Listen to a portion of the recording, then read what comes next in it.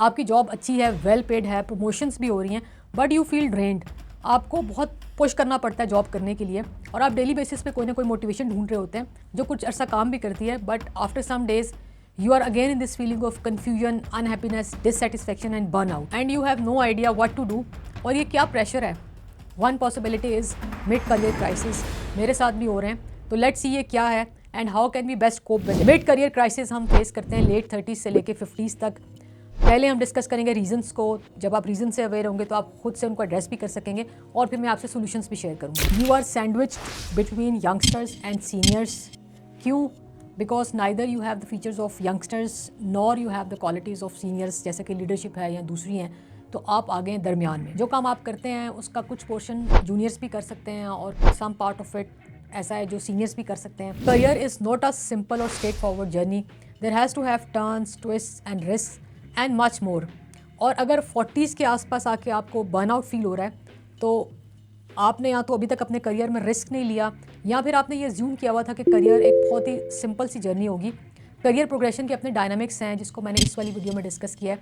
अगर आपके पास टाइम है आप ज़रूर देखें, हो सकता है आपको यहाँ से कुछ हेल्प मिल जाए। एक और कंट्रीब्यूटिंग फैक्टर जो कि मेरी एज के लोगों का मसला है, that they are unwilling to learn from youngsters. हमें ये लगता है कि अब ये बच्चों से सीखना पड़ेगा। Oh my God. जबकि मैं सीनियर्स को देखती हूँ, उनको ये लगता है कि अब 2-3 जनरेशन्स का गैप आ गया है तो लर्न करने के अलावा कोई ऑप्शन नहीं है। तो I found them more open and engaging towards learning. तो मेरे ख्याल में यही माइंडसेट हमारा भी होना चाहिए। एंड याद रखें, ego can kill growth. Feeling of stagnation that you are not growing. Growth को आप केयरफुली मेजर करें अगेंस्ट सम इंडिकेटर्स। लेकिन मैं आपको बताऊं, करियर ग्रोथ एक लीनियर कर्व नहीं होती, यानी आपकी ग्रोथ हमेशा हर साल एक ही तरह की नहीं होगी। एक पॉइंट आता है करियर में जिसके बाद ग्रोथ स्लो हो जाती है। आप अपने करियर के शुरू में बहुत एक्सपोनेंशियली ग्रो करते हैं, फर्स्ट 10 ईयर्स में पर्टिकुलरली, और आप वही सेम हमेशा एक्सपेक्ट करते हैं। तो ऐसा नहीं है, एक सैचुरेशन पॉइंट ज़रूर आता है जहाँ पे आपकी ग्रोथ स्लो हो जाती है। You have been working for the same office, same organisation for so long. तो ये जो फीलिंग्स हैं ये इन्वाइटेड है और नेचुरल है। Same office, same work flow, same लोग, तो एक ही जगह पे बहुत अरसा जब आप काम करते हैं आप खुद से ही अपना स्पार्क, एंथुसियाज्म किल कर देते हैं। तो ये कुछ रीजंस थे, इनमें से कुछ भी हो सकते हैं, सारे भी हो सकते हैं, इसके अलावा भी हो सकते हैं। लेकिन क्वेश्चन ये है कि अब करना क्या है। मेरे पास कुछ सजेशंस हैं, उनमें से कुछ मैंने खुद भी अडॉप्ट किए हैं और मेरे लिए काम करी हैं, तो आई एम श्योर आपके लिए भी करेंगी। लेट्स। तो सबसे पहले एक ओवर आर्चिंग सजेशन ये है कि it's a time to create new journey, rewrite your career and you have to think out of the box. It's a time for pause and reflect. अपनी सेल्फ रिफ्लेक्शन करें, अपना catharsis करें, एक deep analysis करें कि क्या चीज़ है जिससे आपको स्ट्रेस या बर्नआउट ट्रिगर हो रहा है। आपका बॉस है, टीम है, प्रोजेक्ट है, लोकेशन है, क्या चीज़ है जो आपको डिस्ट्रेस कॉज कर रही है। और इसके साथ साथ आप ये भी देखें कि आपकी क्या प्रायोरिटीज़ हैं। समटाइम्स ऐसा होता है कि हमारे सबकॉन्शियस माइंड में प्रायोरिटीज़ चेंज हो जाती हैं और वो सबकॉन्शियस माइंड से हमारे कॉन्शियस माइंड तक ट्रांसमिट नहीं होती, जिसकी वजह से प्रॉब्लम आता है। तो आप ये पता करें कि आपकी प्रायोरिटीज़ क्या हैं। Is it money, is it growth, is it learning, is it stability. तो क्या आपकी प्रायोरिटीज़ हैं। तो इन दोनों फैक्टर्स का एनालिसिस करके जो भी एक्शंस रिक्वायर्ड हैं आपके एंड पे वो आप लें।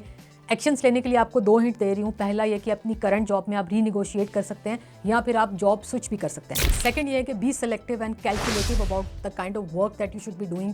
मैं हमेशा ये कहती हूँ कि जब आप यंग होते हैं हर तरह का काम कर लें और किसी काम को ना करें, बट आफ्टर 40 आपने खुद ये डिटर्मिन करना है कि आपको किस तरह का काम करना है। आपके पास 2 चॉइसेस हैं, या तो आप वही काम करते रहें जो आप पहले करते रहें, यानी कि जूनियर्स के लेवल का, या फिर वो काम ऑप्ट करें जो आपसे सीनियर लोग कर रहे हैं। सीनियर्स के जो काम हैं उनको ऑप्ट करें, थोड़े चैलेंजिंग होंगे but it will keep spark inside you. आप चैलेंजिंग फील करेंगे, आपका इंटरेस्ट बना रहेगा और आप प्रोग्रेस भी करेंगे। स्टार्ट फॉलोइंग योर पैशन, क्योंकि 40 ईयर्स के बाद life gets boring.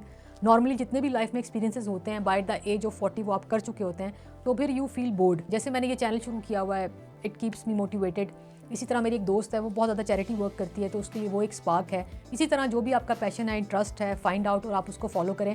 Trust me, आप अपनी जॉब में, अपनी लाइफ में बहुत बेटर फील करेंगे। मिड करियर क्राइसिस के बारे में अपने किसी सीनियर के साथ डिस्कस करें। सीनियर का मतलब ये है कि जो आपसे एटलीस्ट 20 ईयर्स, जिसका ज़्यादा एक्सपीरियंस हो।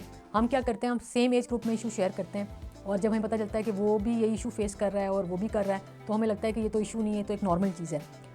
अगर आप क्राइसिस फेस कर रहे हैं, इशू तो है, उसको आपने रिजॉल्व करना है, तो उसके लिए आप किसी सीनियर से हेल्प ले सकते हैं, क्योंकि वो इन सारे फेजेस से गुजर चुके हैं, तो वो अपने एक्सपीरियंस की बेस पे आपको सजेशंस देंगे। Change your working style. आप जिस तरह से भी काम करें उसको चेंज करें। फ्लेक्सिबल रोल्स देख सकते हैं, पार्ट टाइम देख सकते हैं, कोई ऑनलाइन काम देख सकते हैं, किसी बिजनेस में पार्टनरशिप कर सकते हैं।